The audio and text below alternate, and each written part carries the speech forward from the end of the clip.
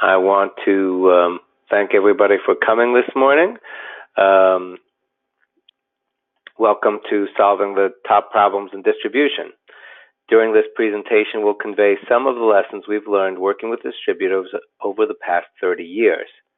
Over this time, and using several different business management solutions, we have also seen how the answers have changed as the markets, customers, and business owners have evolved.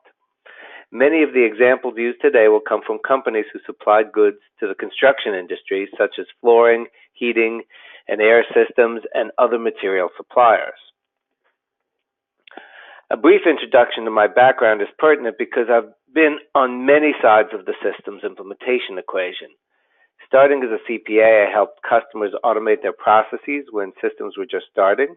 I've also served as a controller, a CFO for hire, and a CIO of a large cabinet manufacturer, and now as a small business owner here at iBusiness Network and our SAPDistribution.com.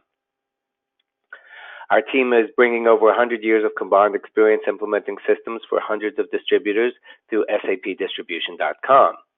And we've always been an innovator.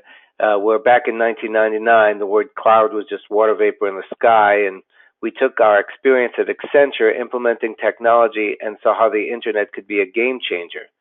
In 2003, when SAP Business One became available in the U.S. market, we saw the potential in this product and as a tool for the future.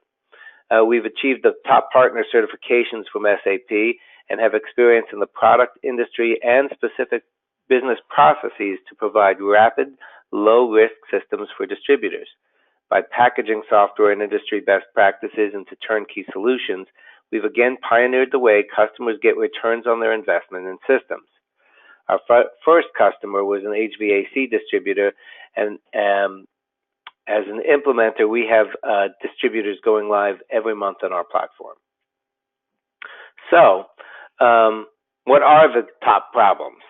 We've identified 4. Although we hope after today's webinar you will believe that we can help you solve many problems, we're not a recruiting firm and will not find you skilled laborers to add to your team. Hopefully, through some of the concepts we will talk about today, we will make your company more attractive to new employees.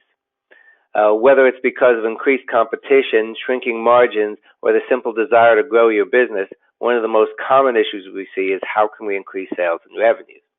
And whether you're a distributor or additionally install and service your products, quality and estimating saves money. Estimating makes mistakes hurt the bottom line and customer satisfaction. And although many of my customers are quite successful, they didn't get there by not caring about the bottom line. Controlling costs gives you the flexibility to compete on price or to be more profitable when you don't have to. So at this point, I'd like to throw it out to the attendees to enter any additional concerns that they see as the top problems in distributions in the chat. Are there any other big problems we're missing? So please, use the chat and we can unmute your line if more clarification is required. So yes, warehouse management, inventory optimization is included in the control and cost section that we're going to be discussing here shortly. So why don't we just continue on with increasing sales. And first and foremost, we must recognize and accept that our market is becoming more competitive. Even as consolidations for manufacturers and large distributors happen more frequently, the barriers to entry have also dropped with the rise in Gen X, Y, or some letter, or millennial buyers who like to shop online. As evidence from this customer review site, the ever-hyped push into the internet will not stop regardless of what my generation thinks. According to research by Syndicate Market Research, recovery of the construction industry is expected to be one of the main drivers for the growth of the market over the next few years.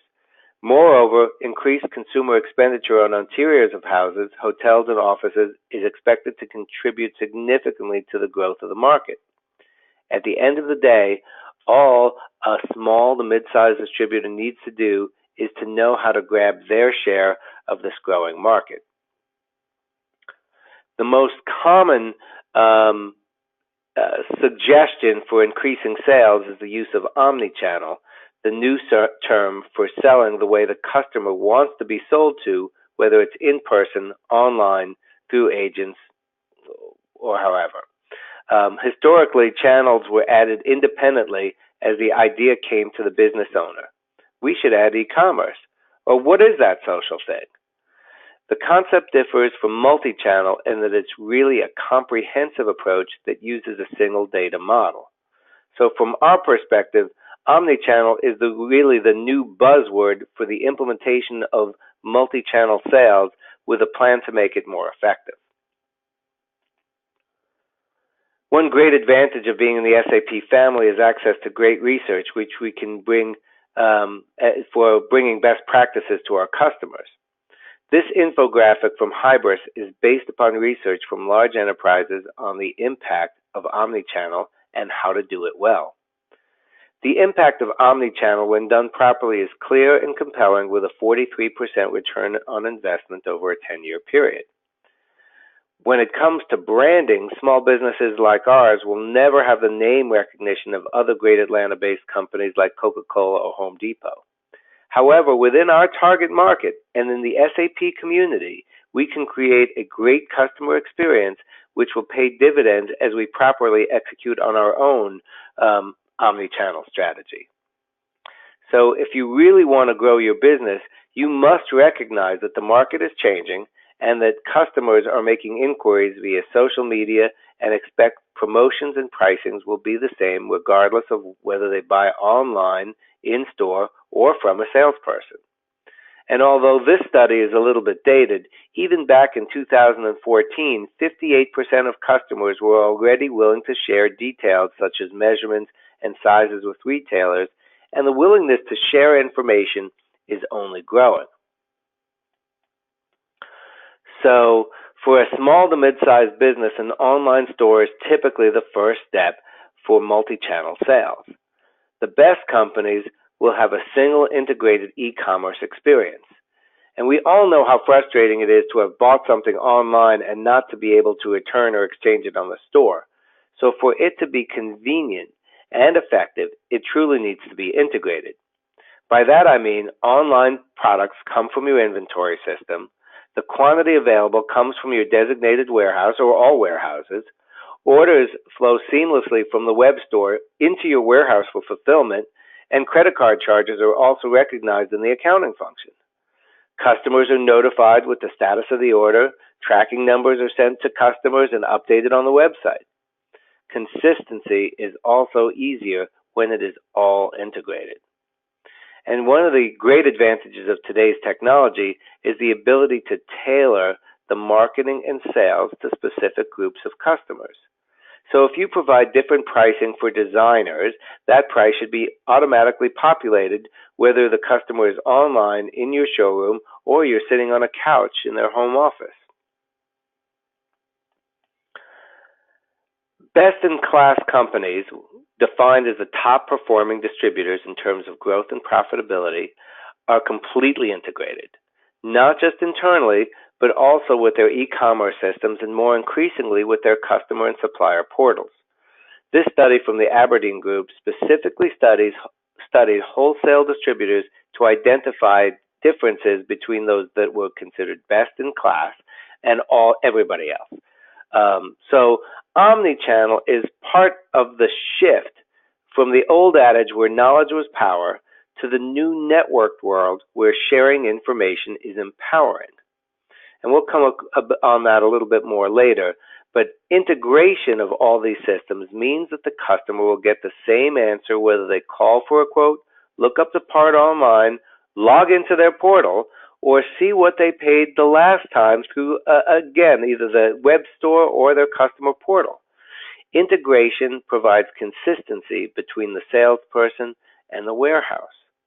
Remember that working with the customers the way they want is the mantra for omni-channel performance. And that also means agility because customers want to work online. Think about the millennials and how they watch TV and movies on their phone. And in reality, your salespeople want the answers where they are.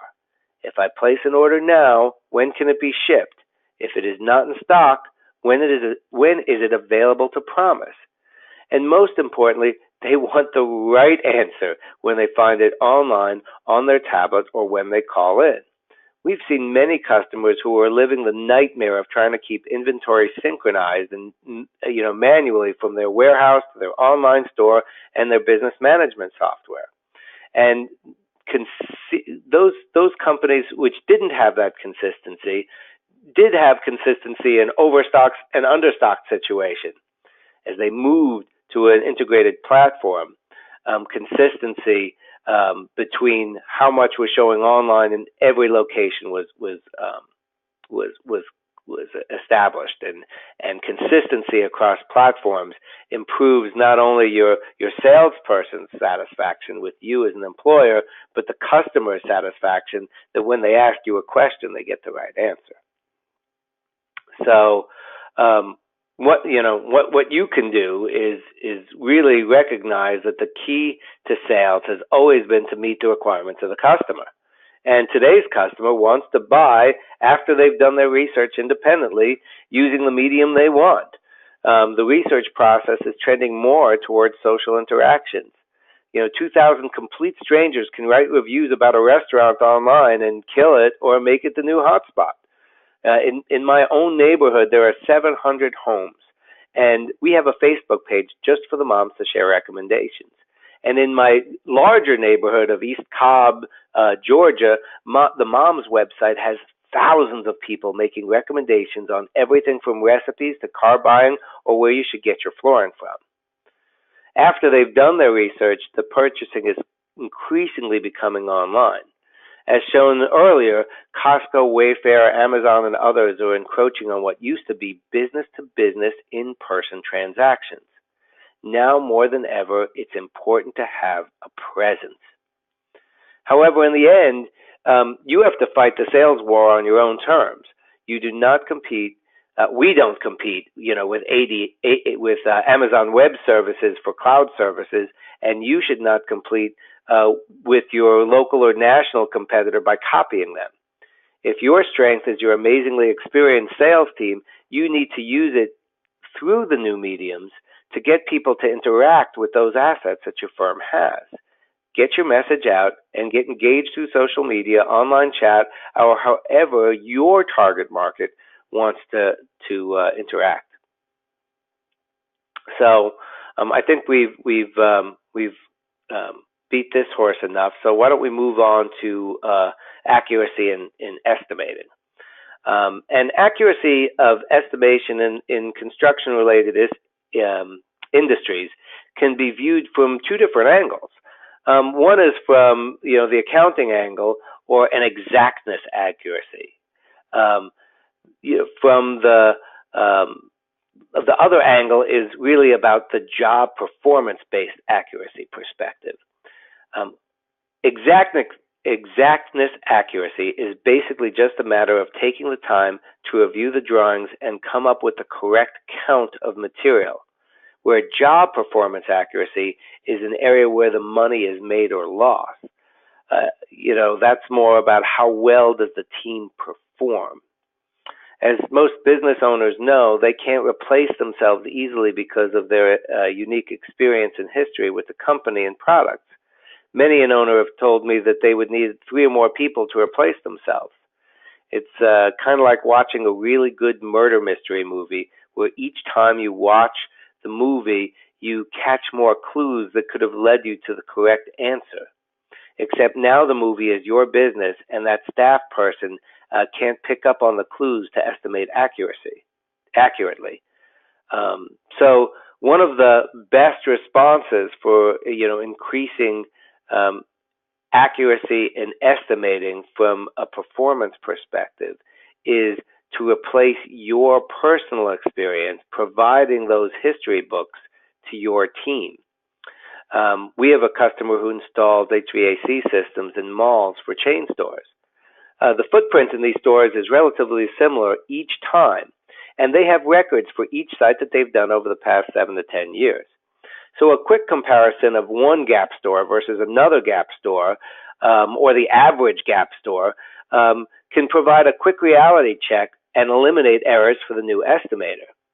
However, the estimator may not realize that the mall requires you to air condition the hallway outside the store. In many malls, there are no mall air conditioners and only store air conditioners. So if they went strictly on square footage, they would be missing the boat on how much air conditioning they're expected to provide contractually from that mall. So in business management systems, you need to have a classification scheme so that the less experienced estimator can find that history, whether it be job type, customer groups, or other classifications that can help narrow down the number of projects that the estimator should review in order to get the sanity check that their estimate is not just technically correct for that store space, but accurately estimated based upon the requirements of that job. We view our systems as tools, and better tools aren't just for building things. Some customers can create estimating templates in the form of a standard sales bill of material where supplies and expendables are calculated based upon square footage estimates. Your particular history lesson may be different, but the concept is proven that it can be translated into a systems configuration. So here is an example of how business problems aren't simple. If they were, you wouldn't need systems or consultants. This case was true for a customer of ours who distributes ceramic tile. Most people measure their floors in square feet. Flooring comes in different sizes, both metric and imperial. Flooring comes in boxes with different counts per box. Flooring is produced in batches and tracked by lots for color and other visual attributes. No room is perfectly shaped to eliminate waste. So a sales representative must be able to quickly ascertain if there is enough tile to meet a specific customer order. Furthermore, some customers demand that all units come from a single die lot. To meet these requirements, we had to preload over 7,000 unique unit of measure conversions to help with estimating. We can also associate estimating factors by item group or other attribute to calculate a rounding factor to determine how many boxes are required to meet a particular order and basically to accommodate a preset factor of waste.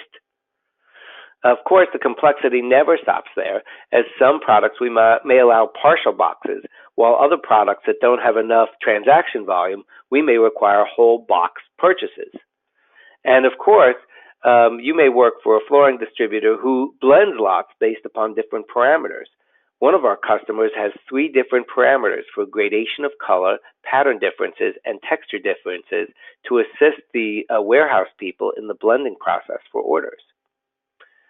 You may want to have a system that can adapt to customer needs and provide the flexibility for better information. All of these differences in processes are supported by SAP Distribution without any modification of the software. So that actually helps you control costs. But if you're a distributor, inventory optimization is to controlling costs as location is to real estate. Most distributors who need improvement find it in their warehouse. If your warehouse is not optimized, we see results anywhere from a 10% reduction in the carrying value of your inventory all the way up to 30%. These savings can often pay for an entire new system in the first year.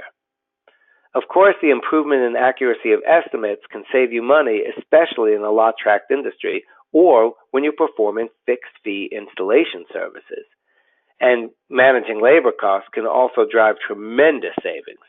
I don't expect that I can reduce the number of material handlers from 20 to 3 as I did for a paper distributor back when it was Y2K and we were replacing systems that couldn't make that transition. But we can often reduce labor costs through inventory optimization or increase profitability on project-based labor through better estimating. Inventory optimization takes many forms, and it's clearly aided by better tools. Because you can set minimum inventory quantities by item or by item in a particular warehouse, you can be alerted when stock falls below a specific value. System alerts not only show you which items, but also the magnitude of what is short. With our tools, you can always drill down to the detailed item information or reports that support a particular system alert. Furthermore, powered by the latest technology, we have amazing graphical charts that allow you to see what is going on within your inventory and drill down to the detail.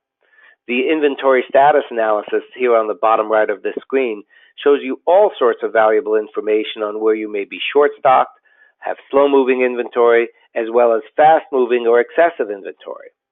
But a picture is only worth so much, and the ability to drill down to detail is the key to taking information and turning that information into insight and turning that insight into action. As shown here, that statistical analysis tool can show you potential insufficient inventory and then let you drill down so that you can prevent, and all of this is real time, and the goal is to prevent issues before they happen. All of these screens are configurable to your specific needs, and this is just one example of how forward-looking tools can help improve your bottom line. You know, as a CPA, we were always counting the beans after the fact.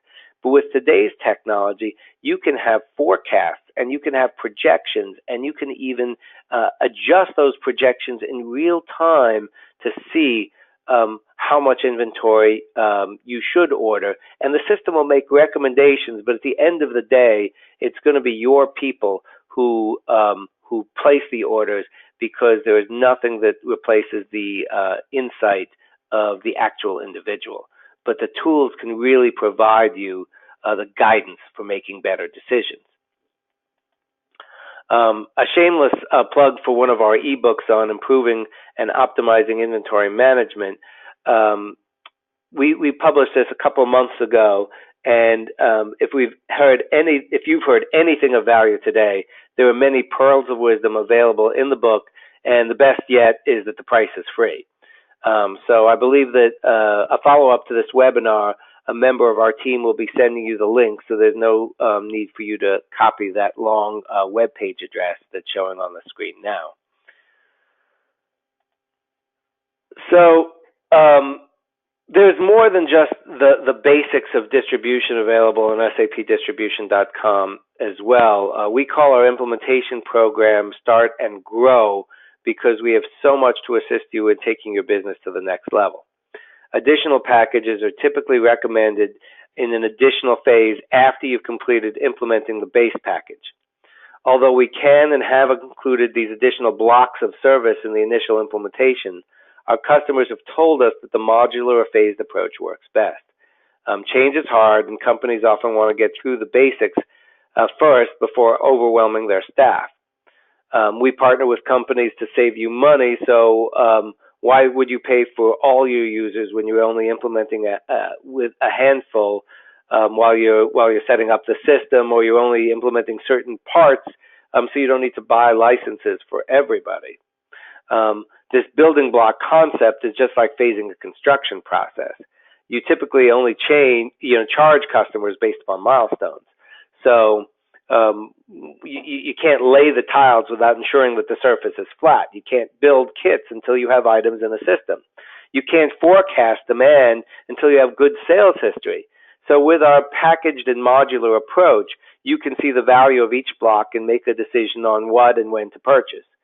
You know, it's just like this phased approach is often more efficient for you guys as well, in terms of how much work you want us to provide as how much work you can do on your own.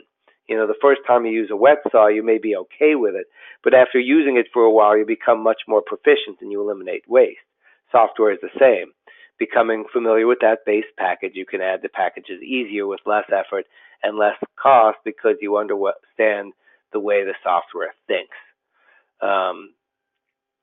So these grow packages are also the way you really expand the reach of your business and add more of the mobile features or more of the advanced forecasting kind of functionality so that you can be driving from the front of the boat instead of looking out the back of the boat. So I did say I was going to get back to hiring qualified staff, and just a little bit on the millennial generation, which has really grown. It used to be people who were born after the year 2000, and now it includes a lot of the Gen X and the Gen Y type people are all lumped in as millennials, and in a stereotypical fashion. The research says that millennials want straightforwardness in what they understand to be a capricious and unstable world. Despite their reputation for laziness, they actually do work hard and feel strongly about wanting their work to be meaningful in ways that older generations typically do not insist upon. According to the United States Treasury, millennials actually tend to invest in organizations that prioritize the greater good more than previous generations. And unlike previous generations who were more concerned with charitable giving in traditional ways, millennials approach the question of how to invest their time and their money more strategically with an eye to more social impact investing. And that serves the greatest good. So these people are largely civic-minded and driven by their strong sense of local and global community. According to the Pew Research Center, millennials are far more concerned than their peers in institutional power structures and tend to be more upbeat than older generations despite much higher levels of student loan debt and unemployment. So these lessons are important to you when you're interacting with millennials and trying to attract them to come work for you. You have to understand that the word dank shown here, even though it does have a drug connotation as well, it means incredibly good or awesome. It doesn't mean some dark, dingy, wet, moist place. They speak a different language, a contemporary language, a millennial language. And to make yourself attracted to them, you have to be, it's just like Omni-Channel. You have to put yourself out there in a way that they want to be spoken to, which in a lot of cases is through social media.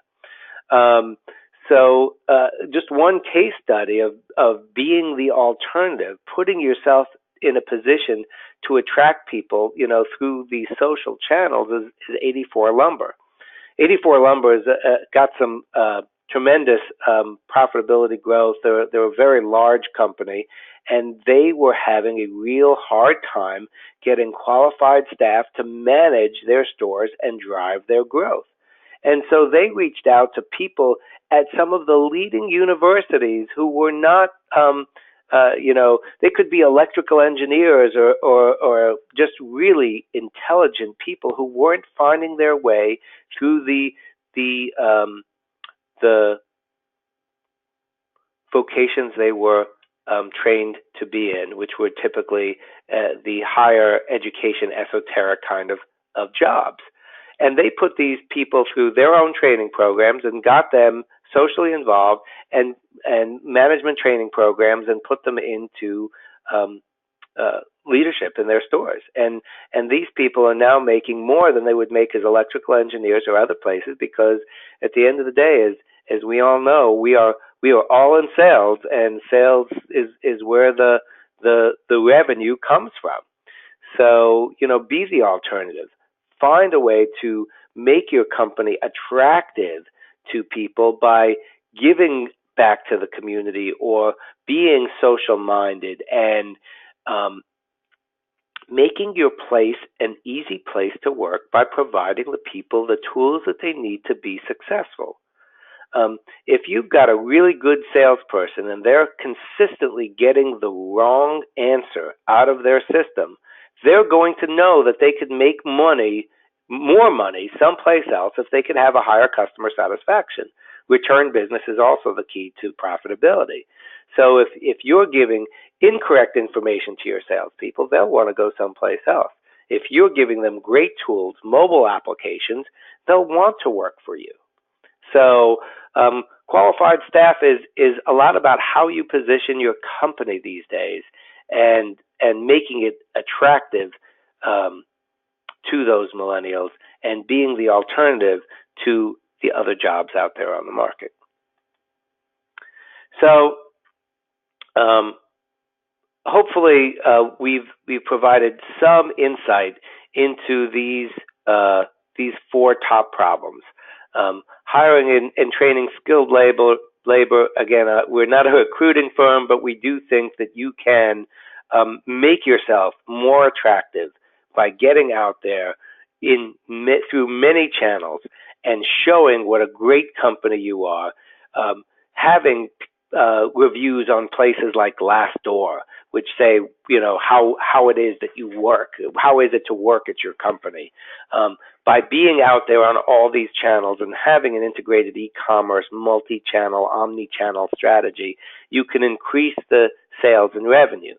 And through better tools, good unit of measure conversion, estimating tools, and finding a way to take the information that is out of the business owner's brain and putting it into systems can help increase the accuracy and estimates takeoff and budget. And of course, for a distribution company, the mantra is inventory. Having the right inventory, having only enough of the inventory, not too much, and making sure that inventory moves at the appropriate pace. Using some of the advanced statistical regression analysis tools to do projections are just part of today's system. And then, of course, organizing your warehouse so that people can pick, pack, and ship in an efficient manner. And all that comes together in a package like, the SAP Distribution solution. One system that can handle your entire business from prospecting to sales, to order fulfillment, collection, project accounting, and field service, with full financial capabilities and the latest dashboards and analytics to get you the information you need in real time.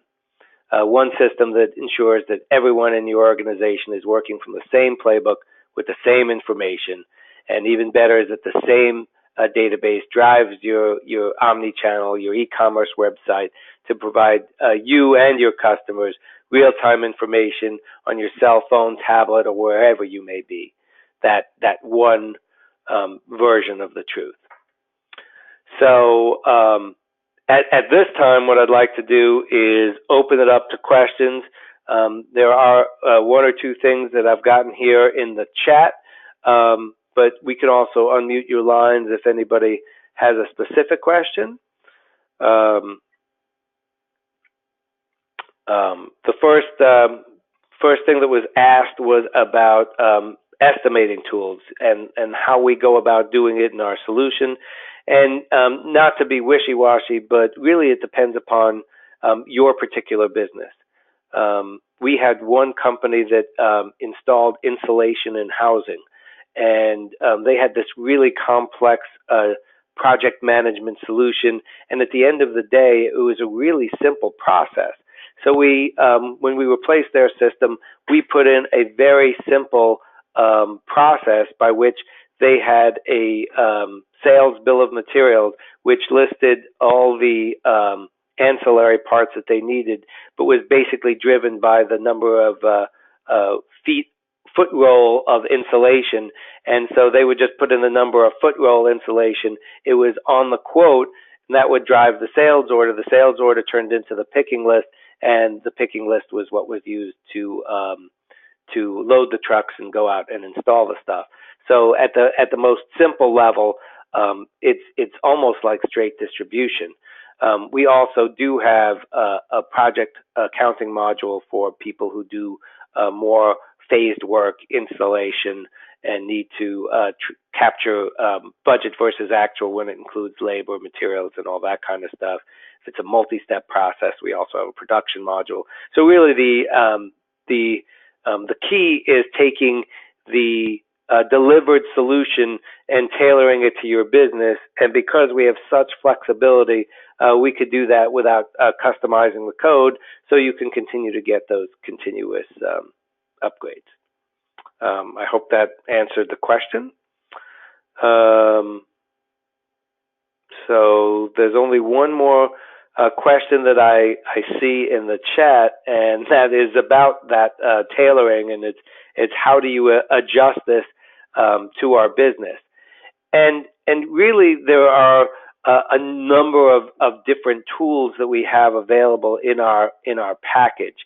The software not only provides you a lot of flexibility just with the core package that it has itself, but it also has the ability to add unlimited user-defined fields, or to group those fields into a user-defined table, and then to display those tables in what they call user-defined objects or screen.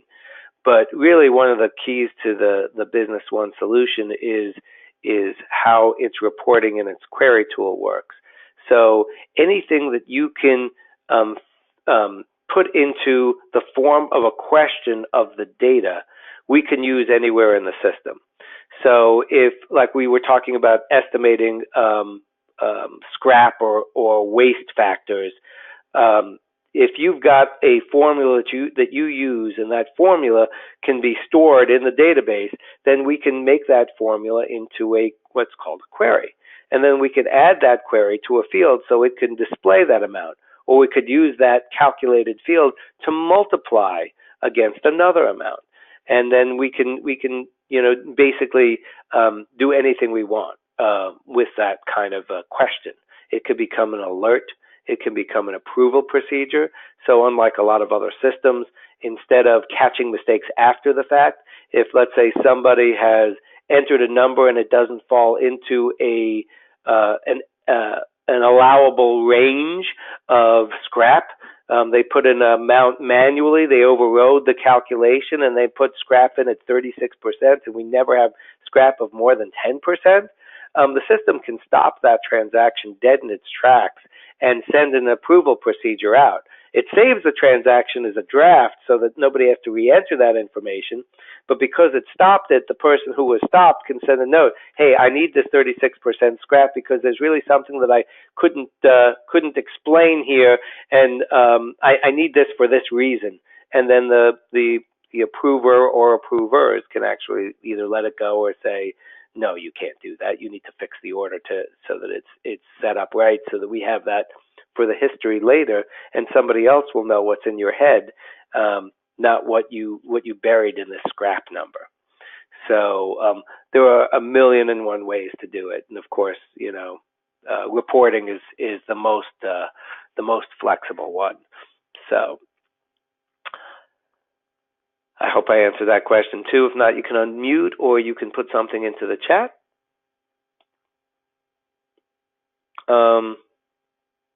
Seeing no more questions, I'm going to give you guys back an extra 15 minutes in your day. But I really do appreciate you coming to the webinar, and hopefully those of you who are watching after the fact can get something of value from this webinar, from the ebook that we had mentioned earlier, or you could visit our sapdistribution.com webpage to see how we provide information like this on a regular basis. You can learn more about our systems and know that we can help you build that system to take you to the next level. Thanks so much for your time, and have a great day.